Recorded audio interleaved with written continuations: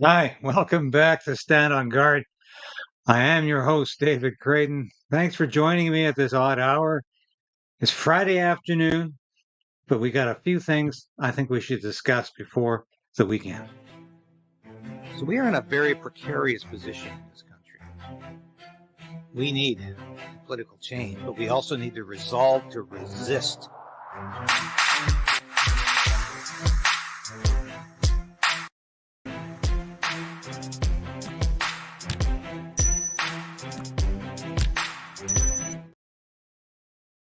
Yes, please like the station. You've come through in a big way in the last couple of days. We've got the subscription up, just about hitting 26,000, on our way to 30. Want to get to 50,000 by the end of the summer. I hope we can get there. With your help, we can.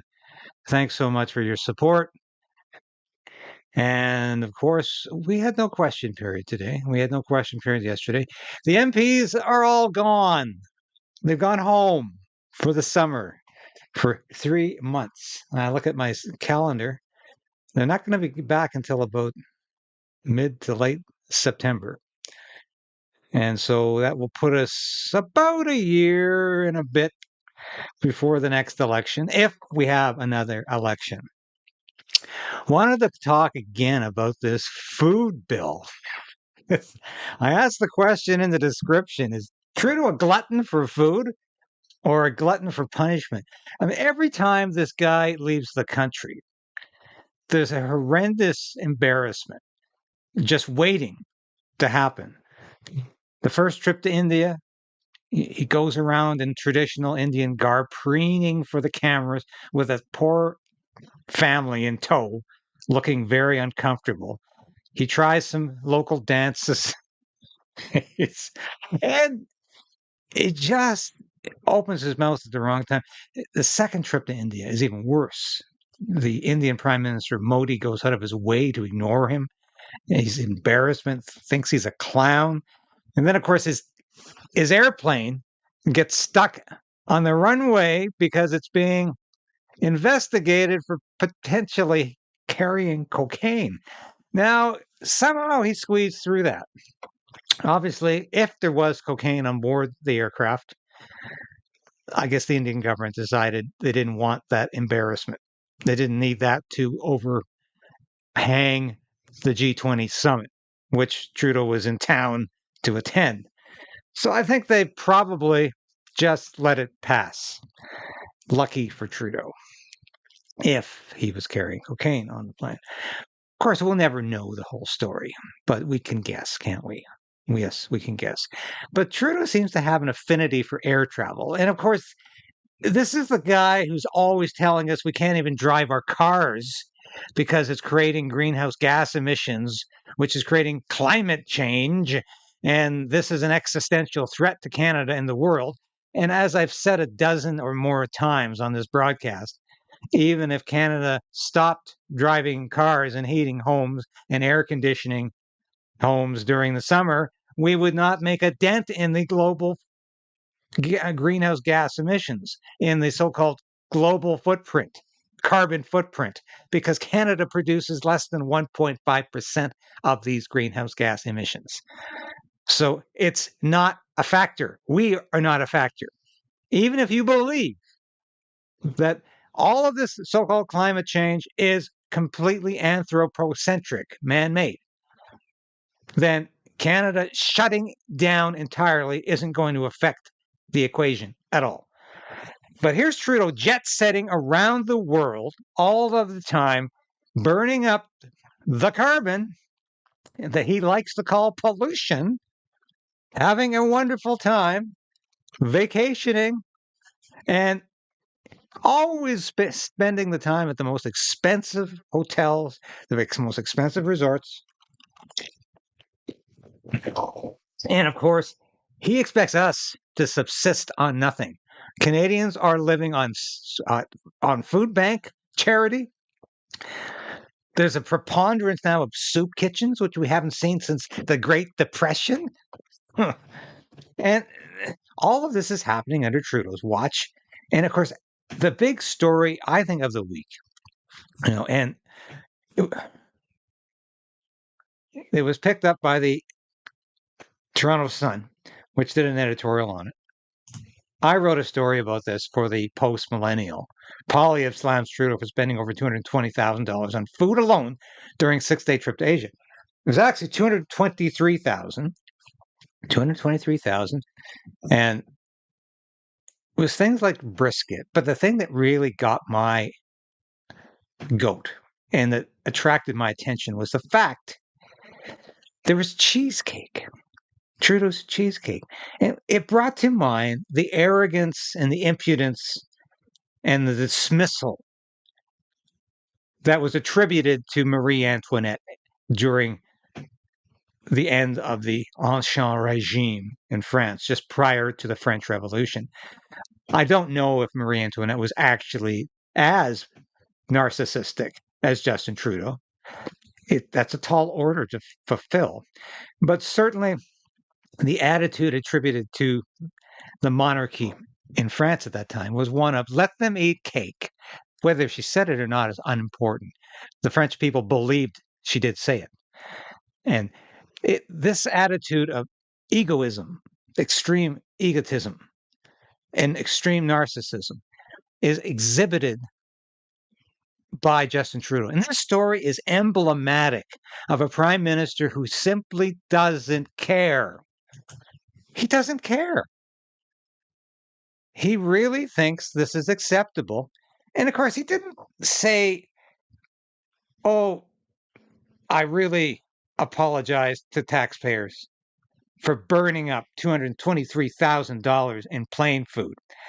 Instead, he tried to project the issue onto Pierre Poilievre and saying, oh, it's a cheap political trick. And of course, Poilievre came back and saying, there's nothing cheap about this. Let's watch the exchange in question period from Tuesday. Rich coming from him as he raises taxes on single moms for the crime of driving to the grocery store while he treats himself to a jet-setting experience where the food on the plane of a 6-day trip was $220,000. Beef brisket, parsley potatoes with truffle oil, beef tenderloin with port wine sauce, braised lamb shanks, and even cheesecake with pistachio brittle. Mr. Speaker, with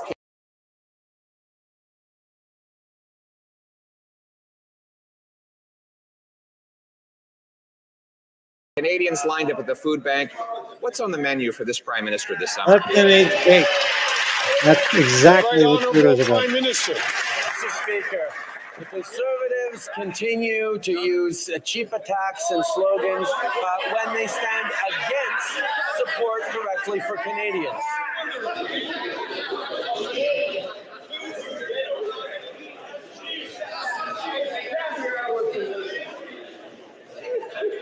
Keep the tax, eh?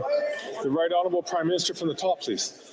Speaker, the Conservative leader continues to use cheap attacks and slogans while he tries to hide from the fact that he is standing with the wealthiest Canadians and against the idea of them paying a little more so that young Canadians can buy a home, so that seniors can get their teeth fixed, so that young families can find a place in childcare. These are the investments we're making that they are standing against, Mr. Speaker. We will continue to deliver for Canadians who need them while he chooses to protect the interests of his wealthy friends. Hear, hear.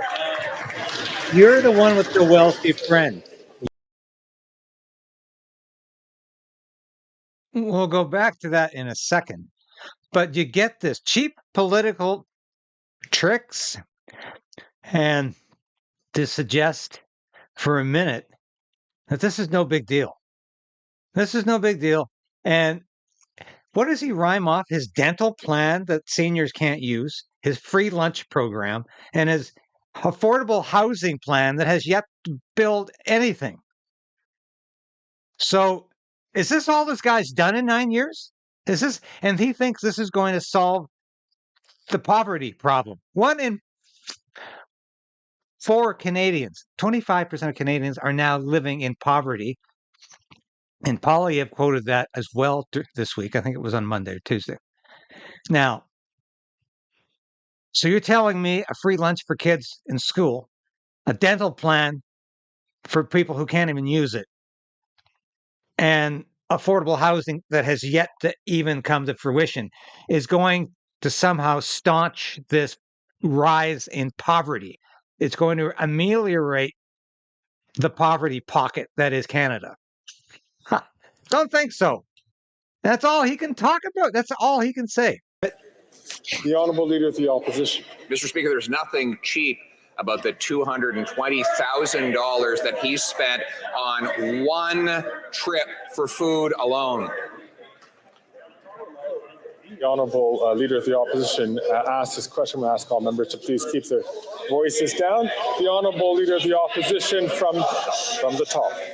There's nothing cheap, Mr. Speaker, about the Prime Minister spending $220,000 for food alone on a 6-day jet-setting tour for himself. All the while, homelessness up 38%. Toronto has 256 homeless encampments, where 1 in 10 people in that city are now eating at food banks. They join 2 million Canadians. The good news is life was not like this before this Prime Minister, and it won't be like this after he's gone. Can we not have a carbon tax election now to choose a government that will axe the tax, build the homes, fix the budget, and stop the crime?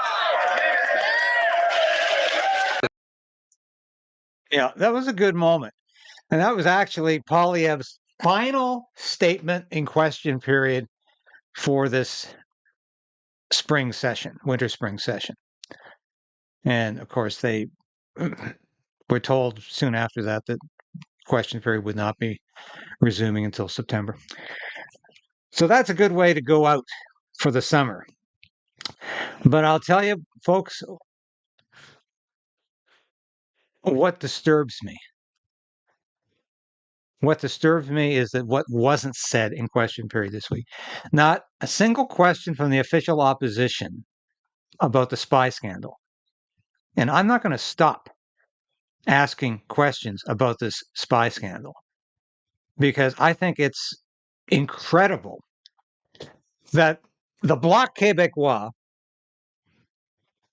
advised the government to just let the Hogue inquiry into foreign interference deal with this.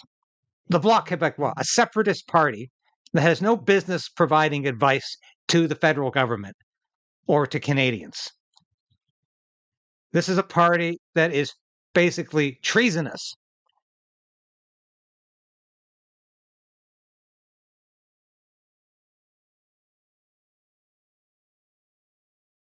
It's already fighting. The independent Republic of Quebec might not exist right now, but that's what the Bloc is fighting for. They don't fight for Canadians, so they should not be dispensing advice as to what we should be doing about foreign interference, because they are foreign interference. I hate to put it that bluntly, but that's exactly what they are. So why did the Liberals agree to this? Well, obviously, they don't want anything to come out about these spies. They don't want us to even know how many. They certainly don't want us to know their names, and they want the story to die during the summer. How do I know that? Because everybody kept their mouth shut about it. Everybody kept their mouth, including the official opposition Conservatives, who agreed that the Hogue inquiry should be entrusted with this report, and they should decide, Justice Hogue should decide what to do about these names. But that's not good enough, folks. And it worries me that the Conservatives dropped this issue this week in question period. Not a single question about it. Do the Conservatives also want this report to die and this clamor for the names to cease? I think so. I'm not sure why, because there are a number of good MPs in the Conservative Party who are fighting hard on this file. Michael Cooper comes to mind, who I've interviewed several times on this station and wanted to again this week. Didn't work out. Probably be talking to him next week. But there are a lot of Conservative MPs who are fighting hard on this foreign influence and interference file. So I don't know why the Conservative Party wanted this issue buried this week. But I'm concerned that there's an assumption that this issue is going to die over the summer months. Because unfortunately in Canada, we are far too geared to question period generating the news. We rely far too much on question period to dictate what the news stories of the day are. And when there's no question period, journalists are forced to find the news by themselves and not to sit watching question period. And believe me, most of them, because I've been doing live question period, obviously, from my office, and I haven't been downtown Ottawa doing it from the house. But for many years, I sat in the press gallery as a member of the parliamentary press gallery, covering it from there. Nobody even goes up to the press gallery anymore to watch question period. They sit in the basement where the media room is, and they watch it on television. They don't even go up to watch it in person anymore. So that's where we've come to. But I'm not hearing or seeing a great deal of demand from the mainstream media that these names of these spies, yes, they're spies, be named. There's a deliberate aversion to this story, almost like it's just too embarrassing to cover. It's just too hot to handle. And that is exactly what Justin Trudeau is doing with this story. And it is abominable that he's getting away with it. And he is getting away with it. So we need to continue to demand answers throughout the summer months. I will be doing that.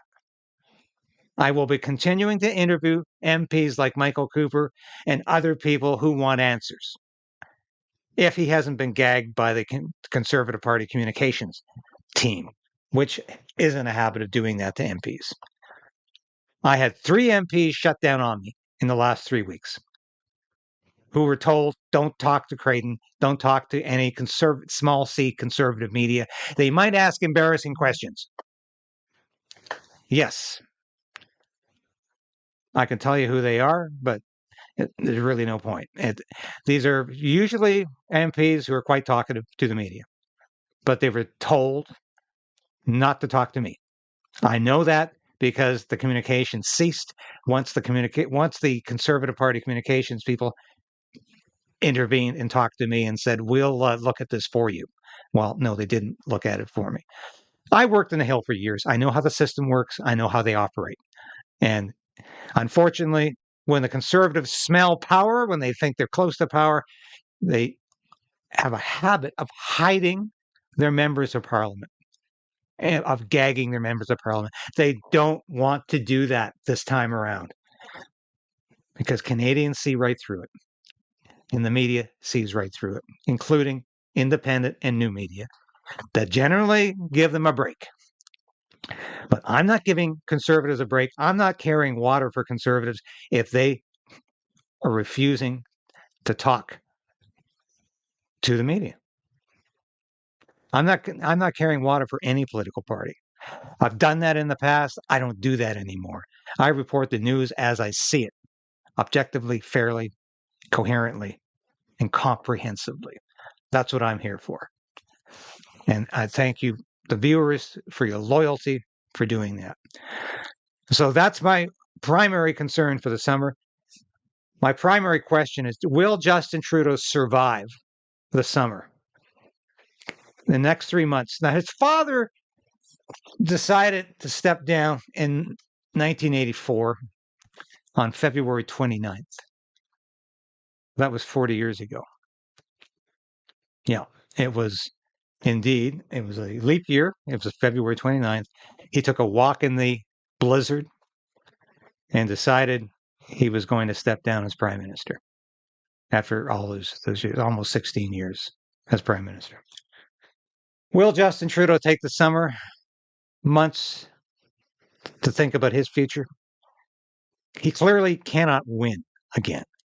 And he's delusional to think he can win. He's delusional to think the Liberal Party deserves to win. But you know, I was watching a segment of Redacted the other day, and the segment was focused on how we are so close to a nuclear war. We're on the brink of a nuclear war. And this will be beyond catastrophic. It could be life ending for all of us. To the extent that I think we don't really believe it's going to happen or it can happen. It's just unthinkable. It's unbelievable. But it can happen. Yes. And I've talked about this for the last year, how nuclear war is a feasible option because of what NATO is demanding.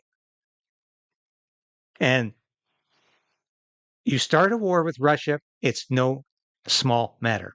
It will very quickly evolve into a nuclear confrontation and a nuclear war. And that's going to happen if NATO does not get out of its delusion. And that's exactly what the guest was talking about with Clayton Morris. There is a delusion amongst world leaders right now. Joe Biden thinks he's not demented. Joe Biden thinks he can win another election. The Democrats might force him out because he can't win the next election. Justin Trudeau thinks he can win another election. Stephen Guilbeault thinks he can sit there and tell you not to drive your gas-powered vehicle, not to heat your home in the winter, and not to use the air conditioner in the summer because you are the problem, not him, not this guy who flies to China every September to hobnob with his communist comrades, not Justin Trudeau who flies around the world on his private jet, costing taxpayers $223,000 for meals alone. These people are delusional. And the Liberal government is delusional to think all they have to do is say 8 out of 10 Canadians receive more back from the carbon rebate than they do from being subject to the carbon tax. It's a lie. We all know it's a lie. The Parliamentary Budget Officer has said it's a lie.